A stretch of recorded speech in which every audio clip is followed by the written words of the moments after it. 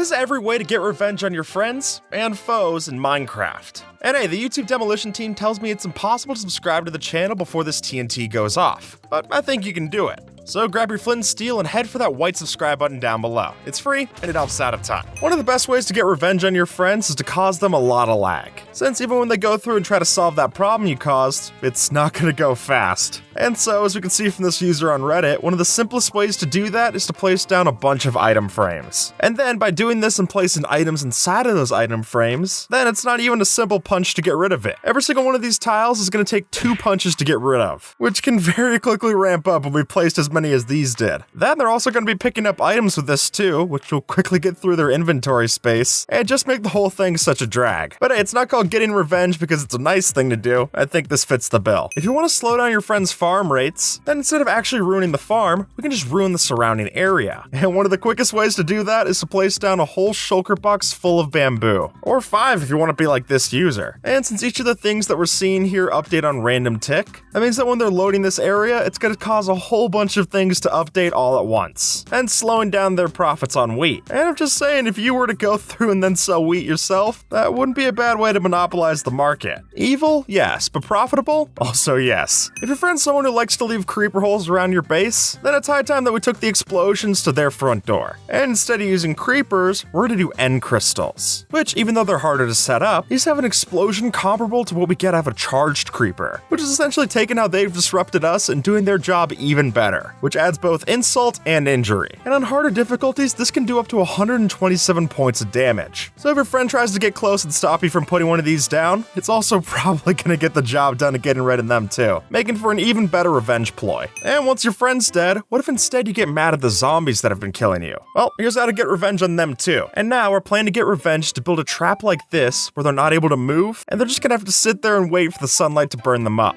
At which point we can kick back with our makeshift chair and just watch it happen with whatever popcorn you choose to eat. I mean, it's nice to sit by the fire, so it should be nice to sit by the fire if you're burning enemies too. I see this as a 2 birds, 1 stone situation. Now, one of the most classic ways to get revenge in Minecraft is hitting a ghast with its own fireball. I mean, there's an achievement for it and everything. What else could you need? But what if killing just 1 ghast wasn't good enough? And that's where using a fireball cannon using a ghast like this one can become so helpful. And here, we're not just killing 1 ghast, but we're instead using these snow layers so that we can kill every ghast around us that happens to get close. And I can't think of a revenge much better than that. Literally trapping one of their own just to be able to kill the rest. If your friend was to knock you off of a cliff so that you test the water first, then the best way to get a quick revenge is to use something like sponge or some other blocks that you have on hand to quickly remove the water for when they attempt to jump down. You were able to test that the landing was safe and then make sure that it wasn't for them. Hey, they didn't ask if it was a one-time use thing. You did your job, and now they won't be doing theirs. I think that's a pretty good trade-off. Now, we've talked about burning down your friend's house in the past, and don't get me wrong, that works. But what about getting rid of the real monster's house? The pillagers. And so, if you managed to get unlucky during a raid and died to an invoker, I think it's fair game to then go take a couple of things of flint and steel and light up their whole house. And if you don't want to be the one to blame, then I can't say that we've shown off a seed in the past that actually spawns the mansion burning down. Plus, it gives you another portal ready-made. I mean, that's pretty cool, and definitely a fire hazard, but it doesn't make you an accomplice, so if you want to keep your hands clean and avoid any bad omens, this might be the way to do it. No matter how strong your friends are, there's really no way to get out of a void trap. And so, if you got the time and patience to go through and break a hole in the bedrock, then we can add things like buttons or crafting tables to the sides of the walls, so that it's impossible for them to try and clutch their way out of there. At that point, as soon as you know that they're falling in, they're gonna stay falling in. And then if you use pistons to push something like blocks of netherite to seal it back up, then that's a hard to break block, and it's gonna be even tougher to break if they have to fly around in an elytra desperately trying not to die. It's called trap for a reason, folks. It's not exactly gonna be a nice one to get out of. But if you need to get revenge, it's definitely a reliable one. Magma cubes might just be one of my most hated mobs, and anyone who's had the displeasure of walking around the basalt deltas can attest to that. I mean, especially when you go against a big one of these things, they take a long time to kill, well, with them and their smaller copies, and also they can do a lot of damage and a lot of knockback, pushing yourself into the fire and getting rid of all your tools while they're at it. So to get revenge, we're not going to do any of the dirty work, but instead we're going to pass it off to our good friends, the frogs. Really, just bring a couple of these in, and you can both give them a snack and earn yourself some frog light while you're at it. And I gotta say, revenge has never looked this pretty. If someone killed your Minecraft dog,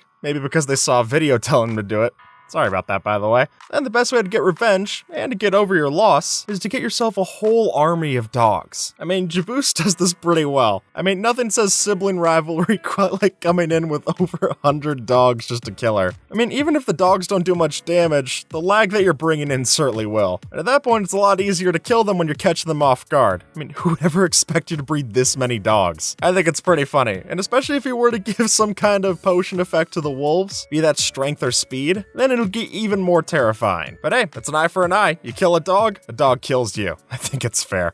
Raiding a Bastion Remnant could get you a lot of great stuff, but it can also put you in a lot of danger. And all it takes is one Piglin or Piglin Brute getting a little too close to you, and your entire trip could go up in smoke. But for as powerful as they are also quite greedy, and we can use that to our advantage. Simply take some of the gold that you were able to get outside of the Bastion Remnant, and use it as a breadcrumb trail to lure them over to your Dripstone trap. At that point, I don't care what kind of armor they're wearing. If you drop them far enough, it's gonna do the trick and then some. And hey, Dripstone isn't destructive either. You'll still get your gold back, which I've got to say is a pretty sweet deal too. One pufferfish by itself doesn't seem like the deadliest thing. I mean, there's a lot deadlier mobs in Minecraft, we can at least call it that. But folks, there's never been a greater example of strength in numbers. And so if you were willing to get a whole inventory worth of pufferfish and pack it underneath a trapdoor like this, then we could have a successful trap to kill your friends without them even seeing it coming. And then add in a dispensing system that gets triggered by redstone to shoot out things like splash potions of harming and that. And hey, maybe even some extra poison to boot. That should be a good way to deal with them. I mean, if they're gonna sting you, they should expect to get stung back. Nobody likes visiting the end. It's quite literally a means to an end, just so that we can beat the game and get ourselves Elytra. Other than that, I'm not really visiting it willingly. I'm definitely not living here. And it seems like Mojang agrees with that, since there's no way to respawn inside of the end. However, if we place a bed underneath the end portal and trick your friend to sleep inside of that bed, then when they set their respawn point, no matter how many times they die in the last dimension, they're always gonna respawn on an obsidian platform.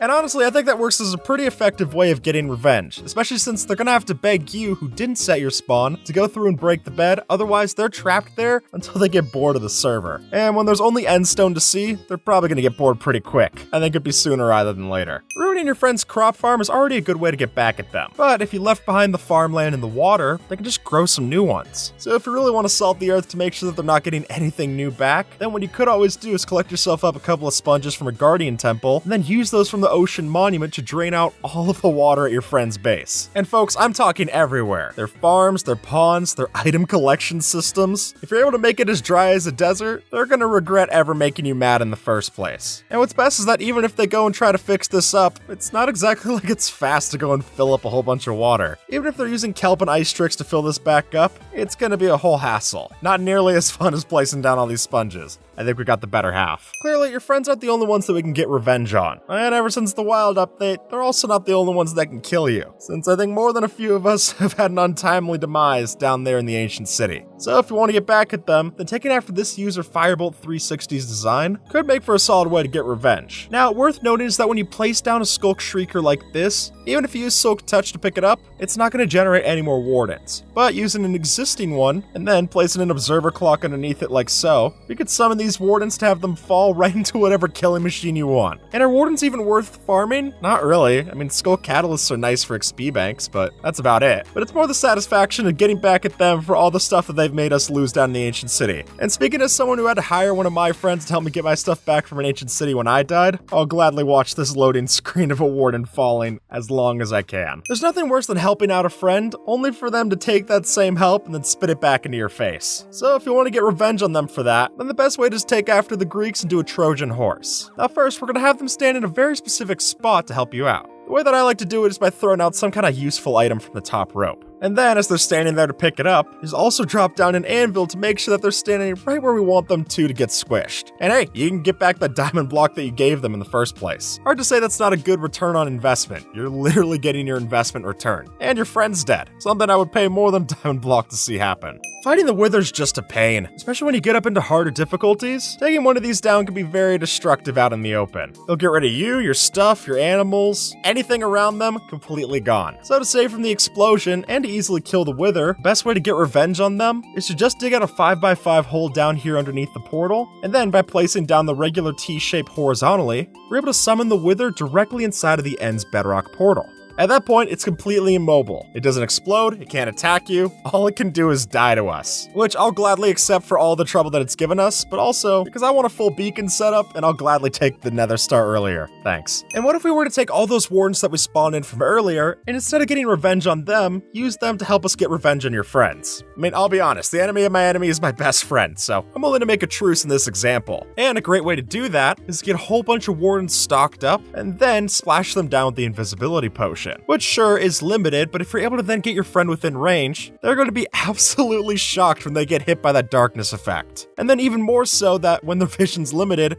they're not even going to be able to see any of the wardens that are coming to attack them. Sure, having subtitles on might help, but it's hard enough to survive the warden on hard difficulties anyway, let alone when you can't see multiple of them rushing at you. I think this is a pretty surefire way to get revenge. And then if you keep all of the wardens, you can also put them into a mob switch. I mean, after all, we got a truce with them. Might as well use them for some free labor after. Finding a mushroom fields biome is a really lucky find, so it hurts especially bad if your friend comes by and kills all your mushrooms so you're no longer able to repopulate. And at that point, it's time for us to get revenge. And so why not use some of the mushrooms that are still left at our base to then ruin their own base? See, by placing mushrooms in hidden spots of their base like the gaps between their walls and floors, we're essentially creating an automatic way to annoy them, since the mushrooms will then spread on their own throughout the base, giving them a never-ending cleaning job. And what's best is that it's so random to do this prank that they're probably not even going around and looking for the source mushrooms of the problem. They just think that someone's coming through and placing them down manually. But one thing worth noting is that the area has to be dark enough for them to be able to spread, a light level of 12 or less. But as long as you check that with whatever light level overlay that you have, it'll do the trick just fine. Let's say for whatever reason you want to get revenge on the Guardians. Whether that's because they killed you and you lost all your stuff, or even just jump scaring you with the Elder Guardian mining fatigue effect. Whatever reason you have, I won't judge. I'm happy to get revenge, and this is probably one of the best ways to do it. See, using this design by ENX04, we're able to make an instant Guardian XP farm without draining any of the Ocean Monument.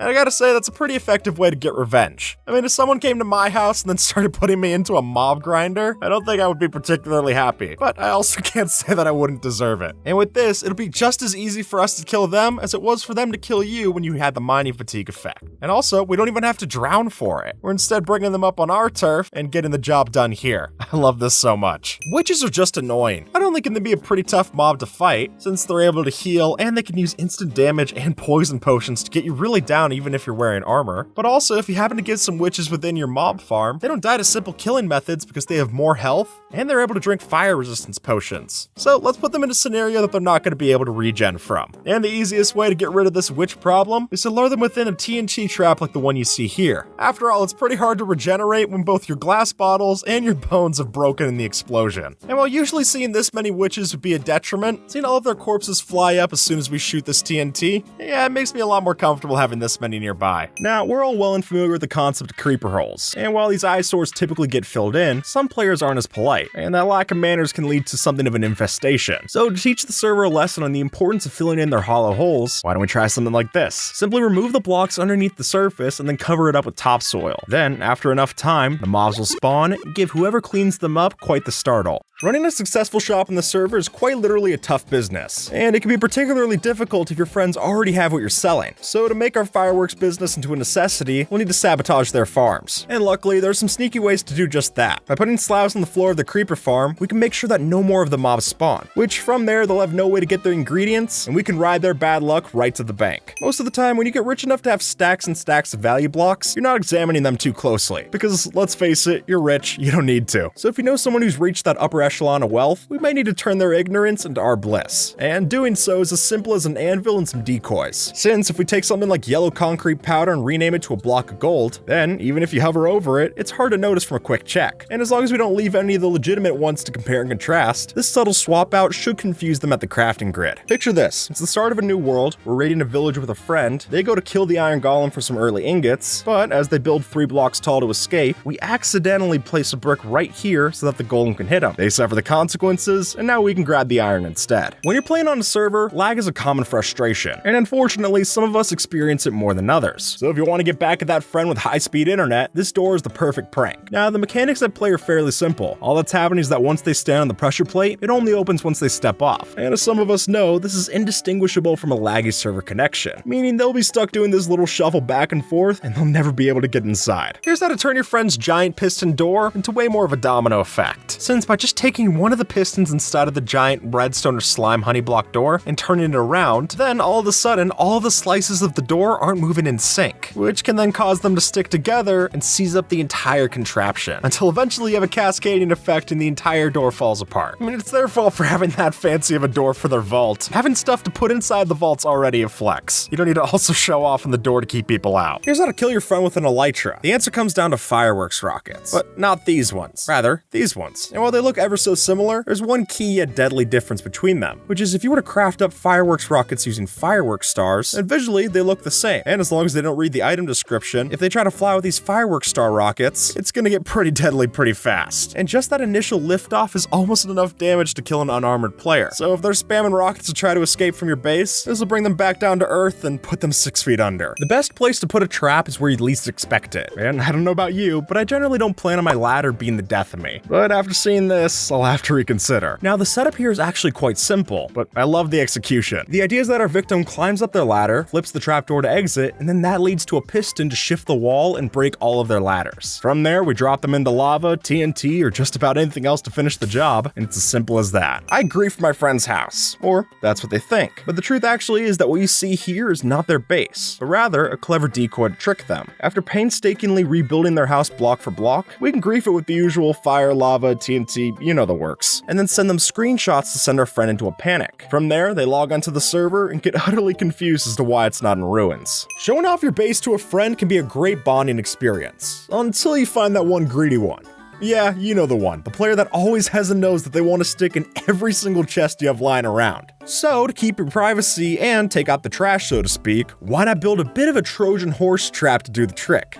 I mean, since they're already opening every chest anyway, it's not your fault if they just happen to find that one trapped chest that'll take them right down to their doom. If you find that your friend's been getting a little too cocky about their building skills, here's how to get back at them. Now, lucky for us, Minecraft doesn't have zoning laws, which means that a simple way to devalue their pretty house is to build the complete opposite right next to it. By throwing together a mix of dirt pillars and all kinds of junk right next to her, you'll give them quite the sight to see out their windows. Let me know if this has happened to you. You're playing on an SMP with friends, each of you making progress at the same time, until one of you gets a bit too eager and then slays the dragon by themselves. It's a frustrating realization for sure. So to keep that final destination off limits, our solution comes down to dripstone. By dropping a couple of these from a tall height, we guarantee that whoever goes through the portal next is in for a short trip. And folks, this will even work regardless of their armor, making it a perfect addition for your next manhunt trap. Having a fully powered beacon is a big flex, and one entirely made of netherite is another level. But if your friend managed to secure one of these before you did, it's not worth letting them keep that kind of treasure. So in that case, we can devalue their greatest asset without them even noticing. See, since the beacon has so many layers, we have free reign to hollow out the innermost blocks and then cover up the shell to still leave them in the dark. Or if you're worried about any suspicion that might come when their haste 2 drops down to a haste 1, then just fill in the middle blocks with something less valuable like iron, and they'll be none the wiser. If you've ever taken the time to build a big project in survival, then you're well aware that certain blocks are a pain to collect in bulk, and that's usually why things like quartz and prismarine are tough to justify when you're not in creative mode. So until you get some crazy farm to automate the resources, why don't we just fuel up from your friend's foundation? I mean, using those blocks on the floor seems like a waste, especially since they could be using half slabs instead. So for that matter, what if we gutted parts of their builds and replaced it for cheaper variants? That way, both of us get to use these blocks in our builds, and they won't even notice. End cities provide some of the best loot in the game, and chief among those is the elytra. So it'd be particularly cruel if you were to loot every end city around your spawn and leave no elytra for your friend to find. And the most evil part about it is that it gets easier to get more elytra when you have an elytra, since you can just fly around the end and look out for the cities. I've played on some servers where I can go 10,000 blocks and there's still not an elytra in sight. It definitely got me putting some of my friends on a list. From this angle, my skin looks fine, but in actuality, we've flipped it around so that my textures for my skin are actually played on my back, which gives you a great way to mess with your friends. And to go one step further and keep up the facade, if you play in third-person mode with F5, then you can navigate while keeping your skin properly oriented. That is, until it's time for the big reveal and your friend thinks they're doing something behind your back, only for you to have been able to see the entire thing all along. If your friend's AFK at a mob farm, then they're practically setting themselves up for disaster. I mean, there's already a steady stream of mobs coming through, so why not take take those hostiles that they're taking advantage of and instead redirect them so that they spawn next to the player. After all, one of these farms can kill thousands of zombies over time, so it's only fair that the zombies themselves get to settle the score. I think we all know that one friend whose chest looked like a Jackson Pollock painting, and truly finding anything in this mess is a real challenge. So I think it's our duty to help them out of their disorganized nightmare. But of course, we won't be doing it for free. So when you pop over to rearrange their things, simply take items out of the rotation while you do. And while I wouldn't recommend doing anything drastic like taking all of their valuables, I think nabbing a few items from a stack here and there should be plenty discreet. And hey, since they were so unorganized from the beginning, they probably didn't even realize they had those items to begin with, let alone know that they were stolen. Falling into water is a staple of Minecraft safety, which means no one will expect their water chute to be a kill chamber instead. And while we've done this with Lapis in the past, I think this is even better. See, with vertical redstone, we can have them fall through a tripwire and then change our water drop into a lava one instead, causing both a sudden death and a loss of items. And since we use the block updates caused by a moving wall with a piston, the redstone to do this is instantaneous, meaning they'll be none the wiser for what's in store. When my friend wasn't looking, I switched out his dog for one of my own, but by giving our dog the same name tag and collar as theirs, it's nearly identical to the original pet, except this time he can't right click to stop it from sitting, which will surely cause some frustration. And to take this all one step further, why not punch the friend so that their supposed man's best friend turns against them? Now, when you want to send a message to an AFK player, there's a couple of different ways to do it. Now, most obvious is probably doing it through something like Discord, but if you want to get a bit more creative, you can ditch the sign and instead use a named mob to actually kill them with a death message. Just like that, when they log back in, they're sure to see a respawn screen labeled perfectly with whatever you name the monster. Well, that's just one example. There's plenty of different ways to get your friends surprised when they log back in. Dying is one thing, but adding insult to injury, yeah, that's gonna hurt a lot more. We're gonna turn this drip leaf into a deadly trap. Taken after this user, if we have a big drip leaf plant growing all the way up from bedrock, we can then have our friends chase us over it, letting us escape scot-free while they fall into a pit and lose their stuff. Though I will say, if you're gonna do this, make sure to build it in a situation where they have to fall on it after you. Otherwise, they could just jump over it instead. At some point, we've all known someone who just cuts down every single tree in sight. And of course, they never replant them either, which leads to the base looking barren and empty. So to prevent against that, let's take after this Reddit user and stick a surprise on our trees. With this, they can't see the trap, but sure enough, as soon as they chop down all the logs, they'll be treated to quite a few anvils from the sky. And then that way, even if they steal your oak, you can just grab it up with the rest of their items. Villager trading is a lucrative concept, and more often than not, the person who gets the best trades winds up being the richest on the server. So to stop your friend from getting decked out in mending enchanted armor, we'll need to use a doppelganger of our own. No offense to them, but the villagers all look alike. A bold statement, I know. Meaning we could change out their librarian for one that looks the exact same and play it off pretty easily. And hey, we could even claim that there was a glitch with the server's data that caused it to reset, which might be cruel, but don't worry, we've got our own trades to worry about now. Anvils are great, but they can quickly get problematic. And I think we're all familiar with this message that the cost has gotten too expensive. It's a rough sight for sure, but one we can use to prank our friends. Now, if your friend is reckless enough to leave their tools lying about in a chest or an item frame, then that's your perfect opportunity. In that case, we grab the tools and then change them up a bunch to drag up the costs. Then when done, you make it look like the original, and they'll be quite surprised next time they go to repair and they can't even do it. This Minecraft dropper map is impossible, but my friend doesn't know that. And unfortunately for them, that can only end one way, because instead of making this map super challenging, we took after POFA and instead used invisible blocks to make it unbeatable. And the beauty is that stained glass blocks fade into the water background from up here, and by the time they notice, they'll have fallen off faster than Fortnite. If your friend's been hyping up their new set of fully enchanted netherite armor, it can get pretty annoying, especially if you're still lagging behind and trying to get the other materials. So to even the playing field a bit, how about we build a helmet breaker trap? As it turns out, if you put anvils like so and have them drop into a bubble stream elevator, then after enough time falling, the game actually treats it like they're falling from an immense height. And luckily for us, that means they're going to do a whole bunch of damage to your friend's helmet, meaning next time they're sure to AFK less and maybe keep their mouth shut. If you fly an elytra near my base, this happens. And how do we trigger this? Well, silly as it may seem, we have a cow on top of a pressure plate and unloaded chunks. Then when a player flies nearby, it steps off and the rest is history. Few things in Minecraft are truly unbreakable. I mean, even bedrock can be broken in some form, and that's the unbreakable block. But while we might stand a chance of breaking blocks when we stand on steady ground, it's a different story when they're on the move. Through the help of flying machines, it's possible to make a proper working flying cage trap to take your enemies right up to build limit. But what we really should mention here is that by using blocks such as honeycomb that can't be easily mined, they'll be in for a bad time. As you can see, as the blocks keep moving, the break time keeps resetting. So if your foe doesn't have the proper kit to break it down, they'll be stuck on the one-way journey with no hope in sight. Inventory management is a pretty common thing for Minecraft, which is why it's gonna surprise your friend when they realize that they're not picking up any items, even though they have what seems to be empty slots. Because little do they know, while they were AFK, you decided to fill up their inventory with these named light gray stained glass paints. While these things are not only a mouthful, they also do a great job of giving the illusion of an empty slot, but actually there's something there. And honestly, I think this is the only time we can thank Mojang for making the textures for this look so close to the actual blank slots. And with that, folks, YouTube thinks that you might like this video, so see if they're right and have a good one, alright?